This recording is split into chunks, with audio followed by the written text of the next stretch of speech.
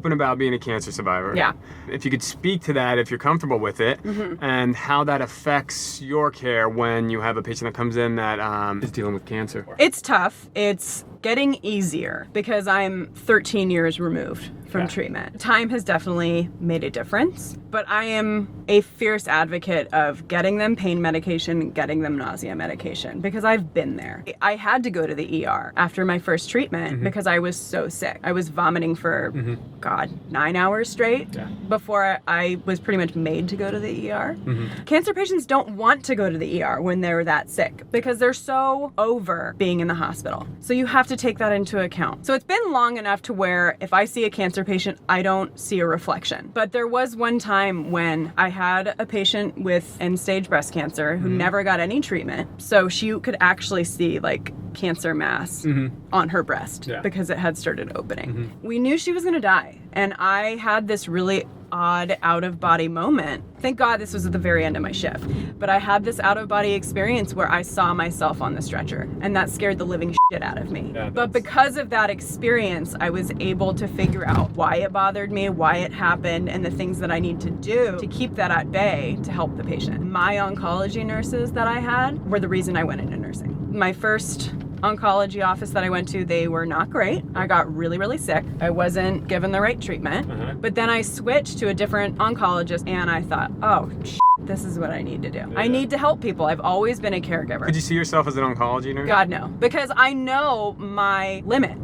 I can't be surrounded by that for 12 hours. Yes, it's helping people, but I know that there's going to be some point where it does affect me when I least expect it, and I don't need a constant reminder. And that's why the ER is so good, is because you see tons of different things, but I do get to help those cancer patients. It's the variety that I love about the ER, But at the same time, you also have to separate your experience. I also can really connect with certain patients because I'm seeing more and more young breast cancer patients. They are nauseated, they're vomiting, their pain isn't under control, and they're younger and younger. If there's a young person that has cancer, I will sit and I'll talk to them about it. I'll share my experience so they know that they're not alone and that their nurses have a damn clue about what they're going through and they feel more comfortable. There's just certain emotions, certain feelings that you can't explain. I will never understand, what certain people are going through. I'm just not the one to talk to them, But then again, there are tons of people that can not understand what I've been through. You know what I mean? It's not that I don't think that they're professional or that they know what they're talking about. It's just that you don't get it like all the way, and it's not their fault. I enjoy talking about it because at this point, if me talking about my history with breast cancer, if that sparks someone else to do a breast exam or to talk to their family about it, that's what matters. And that's happened multiple times where people said, I thought about it and went and got a mammogram and they found something, or they didn't find something and they felt better. That's huge. I mean, see, I don't know what the statistics are, how many women actually go and get them when they're supposed to. Not enough. And also, men. Men have breast tissue too. Men get breast cancer. Oh yeah. Too. Yep. We can make breast milk. We got the What did you say? Like the elixir of the gods? The elixir of the gods. Yeah. Those breastfeeding moms love that one. Maybe you could get a date with them. Oh yeah. Single breastfeeding moms. There's a market. That's what I'm looking for. My target audience right there. I'd never expected to get the response that I kind of got from doing those videos. Having a guy, talk about that kind of thing. I'm really bringing to light some of the things that they've been, attacked about by people in their family, or because they're doing something that they believe in that the rest of their family doesn't, or their friends don't support it, or they think that it's weird. Whatever the case may be. What is on his head? That's I mean, good for him. I don't think I could rock that. Yeah, I definitely. It would be very sweaty right now. What's your favorite tool to use out of all the nursing tools that you have? Trauma shears. The trauma shears. Yeah, I can't stand when someone asks for trauma shears and I don't have them on me. I'm like, what do you do personally when you get a cold? I cry about it like a big baby. Okay. A bunch of water, vitamin C. Fluids. I do a lot of green drinks, and then I feel sorry for myself. Does that seem to work? But I don't go to the ER for it. I mean, it makes me feel better. Yeah. You're going to. Is this guy turning into my lane or not? I don't know what he's doing. Scariest movie you've ever seen? The Shining. That. I mean, that is one of my favorite movies ever. It is when he's like, give me the bat, and he's crawling up. Oh my God. How do you feel about kombucha? I used to hate it, and now my girlfriend got me on it, but only 2 flavors. What are they? I'm not even sure.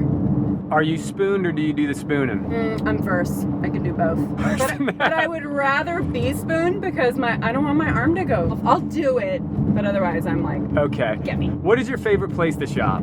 Amazon, in my underwear, on my couch. For sure. Yes. Okay. Mine's definitely Amazon in my bed with a wireless keyboard. There you go. Done. When you merge, do you wave to people? Yeah, I do. When And you I merge. always use my turn signal. Turn signal. I can't stand when people don't use their turn signal. It's frustrating. It is not hard. You actually learn when you're 15, or if you're still in your parents' car. Then you're like f***ing in between both lanes. Probably leave that out. If you could do anything that's not nursing, what would you do? I'd be doing this. Okay, good point. No, I would be doing some videography stuff. Okay. Just because there was a time where I was thinking, this is something that I'm really passionate about. I like doing that editing and all that stuff, but nursing, I also love. You can mesh the two, do it. Which is what I'm doing. Nailed it. Present company aside, who's the smartest person that you know? Honestly. If I say this, it's gonna make his head so big.